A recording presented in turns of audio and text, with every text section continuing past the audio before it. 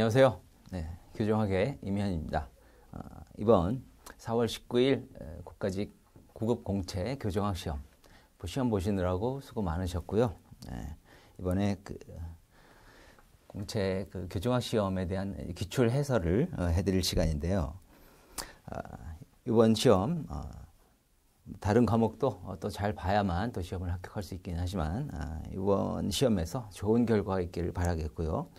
또 다음에 있는 7급이라든지 또는 승진시험이라든지 다른 시험을 준비하시는 분들 같은 경우에는 이번 기출을 좀 참고해서 해설을 좀 참고해서 준비하시는데 좀 도움이 될 것 같고, 또 내년을 대비하는 분들도 이렇게 기출 문제가 나올 때마다 이렇게 잘 점검을 해보시는 게 향후 공부하는 데 큰 도움이 됩니다. 기출 문제는 늘 반복이 돼서 출제되는 경향이 있고, 또 올해 시험 같은 경우도 바로 작년에 냈던 문제가 또 유사한 형태로 또 등장한 지문도 상당히 많고요. 그래서 기출 문제를 잘 앞으로 정리해 나가시기를 바라겠고요. 자, 그러면 이번 올해 9급 시험 교정학 해설에 대한 부분인데, 먼저 시험의 경향을 간단히 이야기를 하자면, 쉬운 문제가 상당히 이제 많은, 아주 쉬운 문제는 상당히 쉬웠습니다. 그렇게 이제 출제가 되기는 했는데, 중간에 몇 문제가 조금 생소한 문제, 낯선 문제가 몇 개 출제가 되는 바람에 상당히 좀 어렵게 느끼는 부분도 있기는 있었을 거예요. 하지만 작년과 비교를 해본다면 작년 시험 같은 경우에는 난이도 있는 문제가 한 대여섯 문제 정도 가까이 됐었고, 올해 시험 같은 경우에는 한 두세 문제 정도. 그래서 난이도 있는 문제의 수가 조금 줄었습니다. 그래서 상대적인 점수는 작년보다 올해가 조금 더 올라갈 가능성이 있기는 하고요. 다만 문제는 이 난해한 문제를 우리가 어떻게 해결할 것이냐의 문제인데, 이게 이제 바람직한 어려운 문제 중에 바람직한 문제라고 한다면 기존의 중요한 사항들을 보다 깊이 있게 출제하는 이런 방식이 될 텐데, 이번 시험은 그렇지는 않았어요. 단지 기타 법령, 그죠? 형사 정책과 관련된 그 파트에서 국가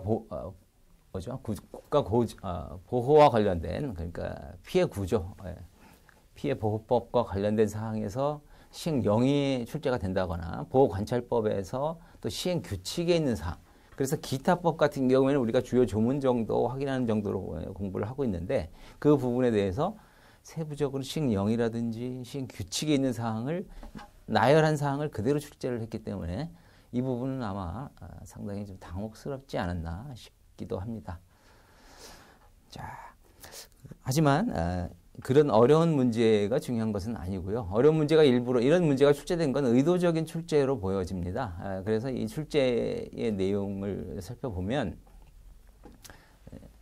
만점 방지용이라고 할까요? 한 두 문제 정도는 만점 방지용 문제가 아니었나 이렇게 생각이 들기도 하고, 나머지 한 문제는 조금 어려운 지문이 이제 한두 개 섞여 있는 이 정도였고, 기타 85% 정도의 문제는 상당히 수월한 문제에 해당이 됐습니다. 그래서 이 선택 과목, 교정학은 선택 과목이죠. 선택 과목 같은 경우에는 표준 점수제로 운영을 하고 있기 때문에 여러분들이 아주 처음부터 끝까지 전부 쉬운 문제가 바람직한 것은 아니에요. 거기서는 이제 한두 개만 틀려도 표준 점수는 많이 감점이 되고 점수가 높지 않게 나오는 경향이 있고, 어느 정도의 난이도가 있는 거는 여러분들 최종적인 환산 점수를 위해서는 오히려 더 나은 결과가 되기도 합니다. 그래서 이 정도의 난이도는 크게 문제가 되지는 않는다고 보여집니다. 앞으로 이런 출제 경향을 잘 파악을 하셔서 대비하시길 바라겠고요.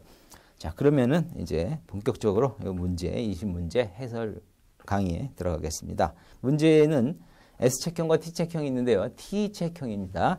그래서 T책형의 1번 문제부터 9급 공채 교정학개론 T책형. 자, 1번 문제부터 살펴보겠습니다. 자, 1번. 형의 집행 및 수용자 처우에 관한 법률상 수용자의 징벌에 대한 설명으로 옳지 않은 것은. 네, 징벌에 관한 문제도 많이 출제되는 파트고요. 1번. 50시간 이내의 근로봉사와 30일 이내의 작업정지는 함께 부과할 수 있다. 이거 잘못됐죠? 50시간 이내의 근로봉사와 30시간 이내의 작업정지는 함께 부과할 수 없다라고 해야 되죠. 함께 부과할 수 있는 징벌이 어떻게 되나요? 징벌의 종류를 총 보면 14종이 있고, 그죠? 1, 1호, 2호, 3호, 4호 이렇게 해서 뭐 13, 14호까지 이렇게 징벌의 종류가 있는데 1호는 경고, 그죠? 그 다음에 2호는 50시간 내의 근로봉사, 그리고 3호는 3개월 내의 작업장려금 삭감.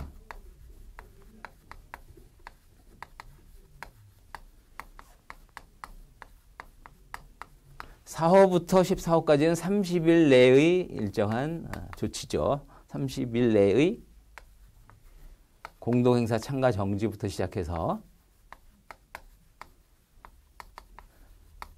쭉 뭐 접견 서신 수수, 전화통화 등등 쭉 제한이 있고요. 그 다음에 마지막 뒤에 13호는 30일 내의 실외운동 정지. 맨 마지막 가장 중한 형벌이죠. 가벼운 것부터 서서히 이렇게 중한 거로 규정이 되어 있는데 요거는 30일 내의 금치까지. 이렇게 14종이 있습니다. 이 중에 별도의 규정은 어떻게 되어 있냐면 여기 4호부터 13호, 4호부터 13호까지는 여기 이 지문과 같이 함께 부과할 수 있다 이렇게 돼 있어요. 그래서 4호부터 13호까지 보면 4호부터 14호까지가 30일 이내의 각종 제한이죠. 그중에 금치만 제외한 것. 결국 이걸 묶어서 설명을 하자면 30일 내의 금치를 제외한 각종 제한 이렇게 볼 수가 있죠.